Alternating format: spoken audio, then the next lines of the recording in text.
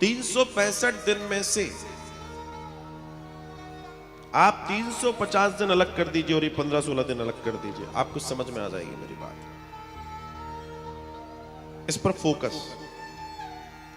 कई लोग ये सोचते हैं श्री गयाजी हो जाएंगे तो क्या श्री गयाजी होने के बाद हमें घर में श्राद्ध नहीं करना, ऐसी कई लोग चर्चा करते हैं। श्री गयाजी होने के बाद आपको श्राद्ध करना कभी नहीं छोड़ना है,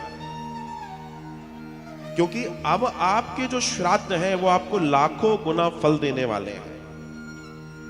ऐसे समझिए, अभी हमारे पितर जो हैं, मान लीजिए वो रास्ते में परेशान है, वो बुरी स्थिति में है, वो आगे की यात्रा नहीं कर पा रहे क्योंकि उनके पास पुण्य का बल नहीं है। आत्मा का गमन पुण्य के बलों से, हम गरुड़ पुराण में सुन रहे हैं, तो उनके पास पुण्य का बल नहीं है, इसलिए तो रास्ता रुक गया उनका।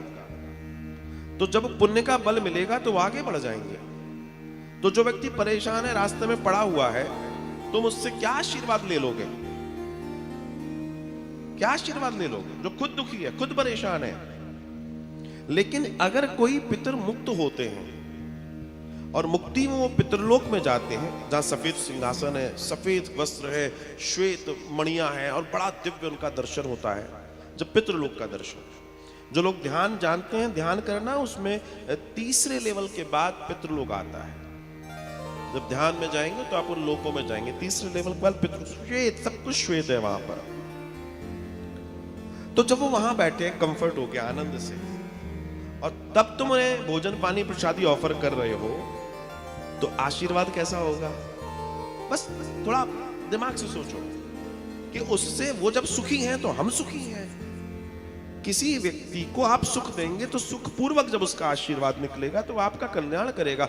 इसलिए वो श्राद्ध और ज्यादा आपके कुटुंब, आपके परिवार को फल देने वाले हैं। अब निर्भर ये करता है कि हम श्राद्ध कैसे करें।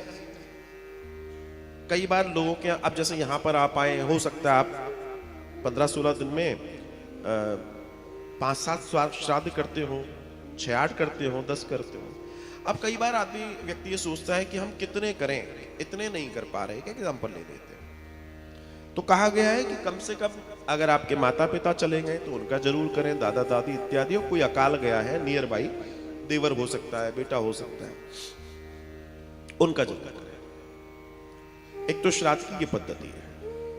कोई कहता है हमारा बिल्कुल सामर्थ्य नहीं है, करने वाला नहीं है, तो फिर सर्व पितृमोक्ष अमावस्या का श्राद्ध है, ठीक है।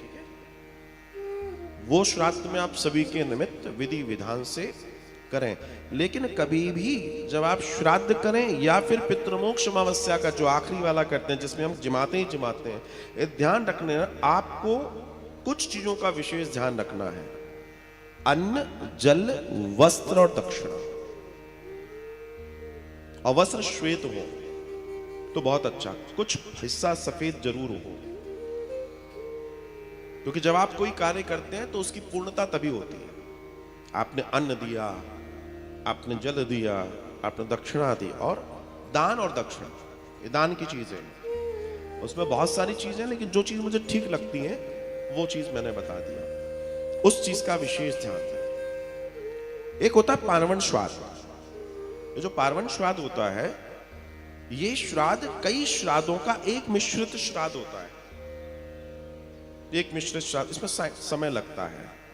मान लीजिए पिताजी का श्राद्ध है या दादाजी का श्राद्ध है, उस दिन अगर पार्वण की एक विधि होती है, अगर हम उस श्राद्ध को कर लें तो फिर अन्य श्राद्धों को करने की जरूरत नहीं है। वो सारे श्राद्ध उस पार्वण में ऐड हो जाते हैं, इसको पार्वण श्राद्ध बोलते हैं। पिता, दादा, पता, जिसको भी आप कर रहे हैं, उनकी तिथि पकड़ लीजिए, सब उसमें आ जाएंगे। तो फिर कोई समस्या की बात नहीं, किसी तरह की कोई समस्या नहीं।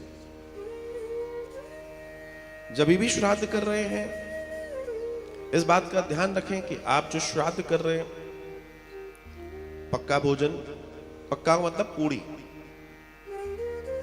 का उपयोग कर सकते हैं। रेगुलर वे में कोई भी पका हुआ भोजन ले लें, नहीं तो चपाती हो तो घी लगा हो।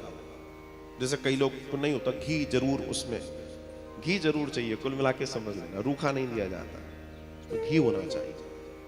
और घी कौन सा होना चाहिए? घी होना चाहिए देसी गौवंश का।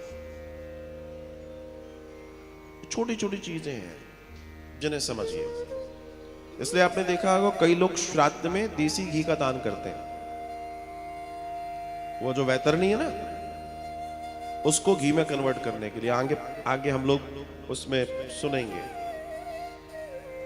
तो ऐसी बहुत सारी चीजें हैं जिन्हें समझना जरूरी है, जिन्हें जानना जरूरी है। तो श्राद्ध इति श्रद्धा,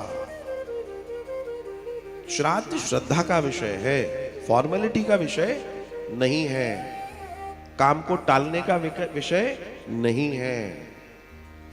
बहुत बड़ा मामला है और आप इसको जितना बड़ा समझेंगे आपका ऐश्वर्य उतना बड़ा होगा, उतना बड़ा होगा। साहब करके देख लीजिए, क्या चाहता है उसमें करने में, तुम कर तो रहे ही हो, थोड़ी शिद्दत से लगा के उसको करके देखो तो आनंद हो जाए।